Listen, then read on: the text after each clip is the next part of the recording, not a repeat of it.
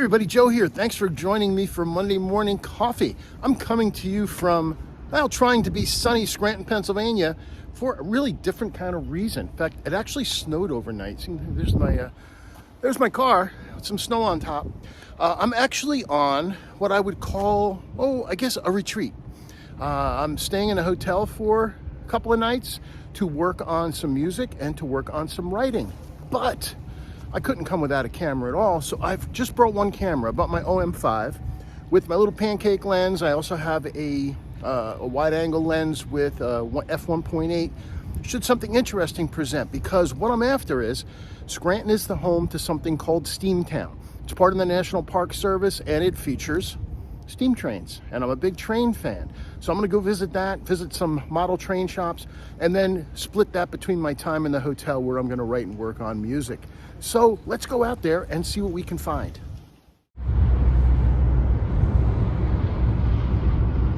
So I finally made it to Steamtown, and if you're into trains, face it, this is a cool place. Actually, right behind me, right there, is a train called the Big Boy. It's actually might be the largest steam engine ever made. The thing is just enormous. And I practically have the place to myself because, well, it's in the middle of the week. It's in December. I don't know if you can see, there's flurries flying around me, and it's just a little brisk out. What I'm looking more is for more details. I'm thinking, wouldn't it be nice to take some stuff from my hobby of model trains and just have some detail images that might be nice to be printed and hung together maybe in my office. So whatever your hobby is, it's really a good way to shoot. So I'm gonna walk around and get some details of these things, and we'll see what we can come up with. I thought it would be nice with some shots of the trains outside in the snow and maybe some of the details.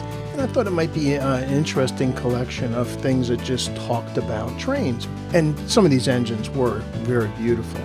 Then I thought, how about if we go decorative? And I will take details that I was going to print as squares and maybe create triptychs like this, either to print separately or as one to hang in my office. I thought that would be a fun way to talk about trains. So I know this is a very different kind of video than I've done before, certainly different subject matter, but kind of my goal was to take a break from the usual and do something a little different. Again, trains are my hobby, and I find them very relaxing. Even the white noise sound they make is relaxing. And visiting a place like this is just a distraction that really allows you to reset. So whatever your hobby is, whatever your passion is, there's photography to be had, even if you're just gonna make some decorative stuff for your office or somewhere in your house. Now, by the way, something about the OM5 that is blowing me away. Now, you know, I'm usually a tripod guy and a landscape guy. And the OM5 is really the camera I love for doing travel photography. Here's something that is amazing me about this camera. I'm shooting handheld with this thing in this dark train roundhouse at anywhere between a third and a full second handheld, and the images are sharp. It's absolutely remarkable for that. Guess what? Don't tell anybody, but I'm also shooting on program mode and using exposure compensation if I need things a little bit lighter or darker. So what a great tool, what a great camera for just walking around and taking shots. And guess what? The quality's pretty good. And even though it's been snowing outside a little bit, this is also really kind of the only compact camera that is actually truly weather sealed. Not that I plan on being out in the rain, but you could.